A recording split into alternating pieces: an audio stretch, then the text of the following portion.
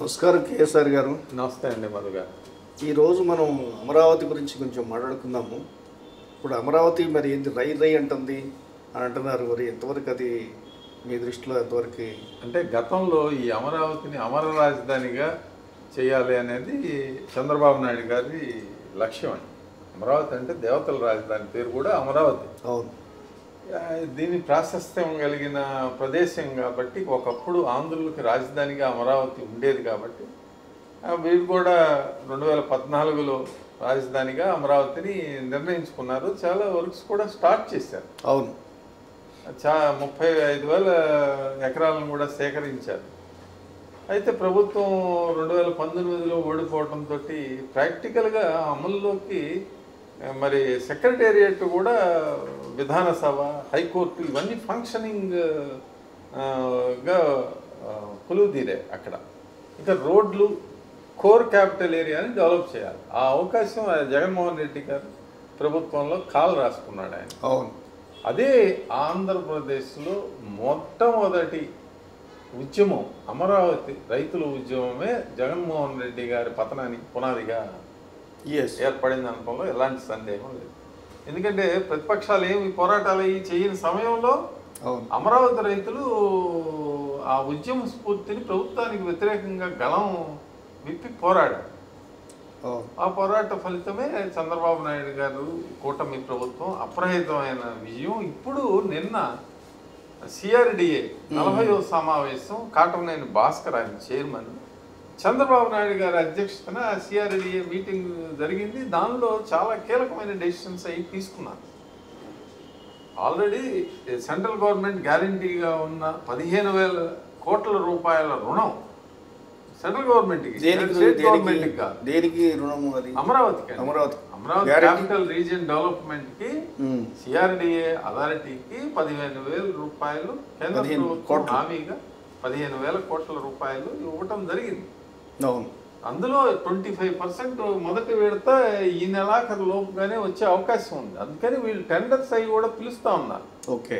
ఈ టెండర్లు దేనికంటే పర్మనెంట్ బిల్డింగ్స్ అన్నీ కూడా, విధానసభ, మరి హైకోర్టు, ఐకానిక్ బిల్డింగ్స్, మరి శాఖ అధిపతుల టవర్స్ ఇట్లా చాలా కార్యక్రమాల కోసం వాళ్ళు క్యాపిటల్ రీజియన్ అని కొంత క్లోజ్డ్ ఏరియాని ముందు ఇమీడియట్గా డెవలప్ చేద్దామని చెప్పి ఆ డిజైన్స్ ఇదివరకు నార్మన్ ఫాస్టర్ కంపెనీకి ఇవ్వటం జరిగిందండి. ఈసారి కూడా మళ్ళీ టెండర్లు పిలిచారు. జగన్మోహన్ రెడ్డి గారు వాళ్ళని తరిమేశారు. అవును.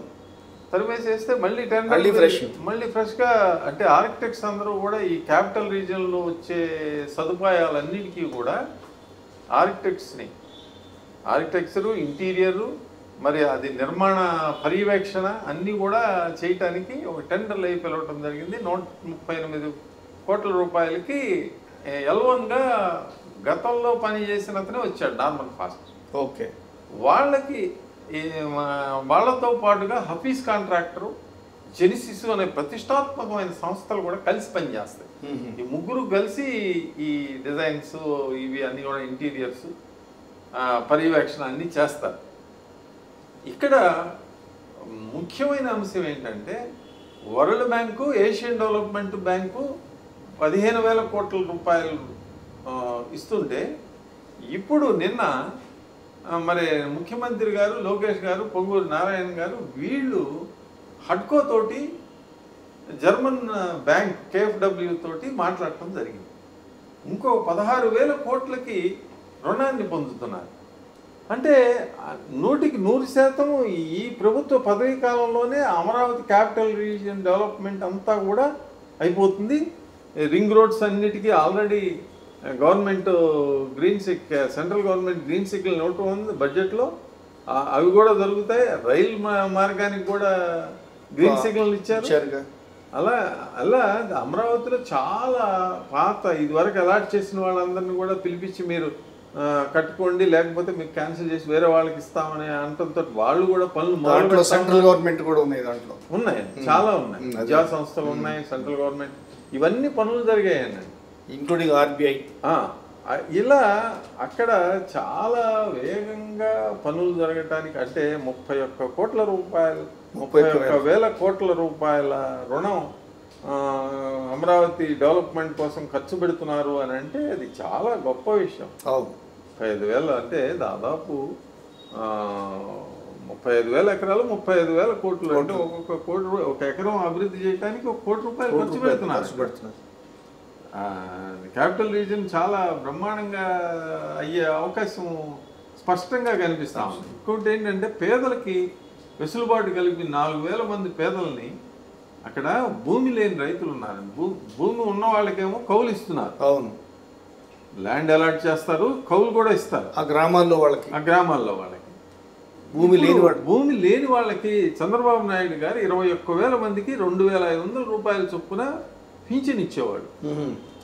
ఆ పింఛన్ ప్రతి సంవత్సరం కూడా 10% రేట్ని పెరుగుతూ ఉంది. ఇప్పుడు అది 5,000 చేసింది.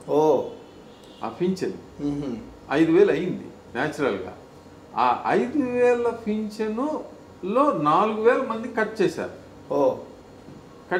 ఎవరు? వైఎస్ఆర్సీపీ ప్రభుత్వం. 6 అంచెల విధానం అని చెప్పి, అంటే వేరే స్కీమ్స్లో ఉన్నారు, మీరు డూప్లికేట్ వాళ్ళు, మీరు ఇక్కడ వాళ్ళు కాదు, ఏదో రకరకాల కారణాలతో 4,000 మంది తీస్తారు. ఇప్పుడు ఆ 6 అంచెల స్క్రూటినీ విభాగాన్ని తీసేసి ఈ 4,000 మందికి కూడా పింఛను అలాట్ చేసి ఇవ్వటం జరిగింది. అంటే రైతులకు ఆనందకరమైన, అంటే భూమి లేని రైతులకి ఆనందకరమైన విషయం. ఇలాంటివన్నీ సిఆర్డిఏ ఇక రైమని సాగుతుందండి. టెండర్లు కూడా వాళ్ళు పిలుస్తూ ఉన్నారు. కాంట్రాక్ట్ అలాట్మెంట్ అయితే డిజైన్ ఇవి అన్నీ కూడా అయిపోయినాయి కాబట్టి ఇక వాళ్ళ పర్యవేక్షణలో మరి హఫీజ్ కాంట్రాక్టరు, జెనిసిస్, మరి నార్మన్ ఫాస్టర్ సంస్థల ఆధ్వర్యంలో ఇది ఈ పనులన్నీ కూడా వేగవంతం. ఆగే ప్రసక్తి లేదు. 3,500 కోట్లు ఈ ఎస్టిమేటెడ్ అయ్యానండి. హైకోర్టు కానీ, శాసనసభ కానీ, సచివాలయం కానీ, విధాన మండలి ఇవన్నిటి నిర్మాణాన్ని కోసం అని వాళ్ళు నిర్ణయించుకున్నారు. క్యాపిటల్ రీజియన్లో ఇవన్నీ రావాలి. ఐకానిక్ టవర్స్తో పాటుగా విభాగాల శాఖలతో పాటుగా, ఈ విభాగాల శాఖలతో పాటుగా అన్నిటికీ ప్రభుత్వ విభాగాలు, ఉప విభాగాలు సపరేట్గా ఉంచుదాం అనుకున్నారు. ఇప్పుడు మొత్తం అన్నీ కూడా ఒక టవర్స్లోనే తీసుకొస్తున్నారు. అంటే ఏంటంటే ఇక ప్రభుత్వ కార్యాలయాలన్నీ కంప్లీట్ అయిపోతాయి. దీనికి కేటాయించిన మొత్తం 3,550 కోట్లు, 550 కోట్ల రూపాయలు ఆల్రెడీ కేటాయించారు. ఆల్రెడీ వీళ్ళకి వస్తున్న రుణం చాలా ఎక్కువ ఉంది కాబట్టి ఇంకా రోడ్లు, infrastructure, drainage, storm water, green field ఇవన్నీ కూడా చకచక పనులు జరిగిపోతాయి. కాబట్టి అమరావతి క్యాపిటల్ రీజియన్లో అమర రాజధాని అవటానికి అన్ని అవకాశాలు ఉన్నాయి. ఇది అమరావతి రైతులు చేసుకున్న అదృష్టం, ఆంధ్రులు చేసుకున్న అదృష్టం.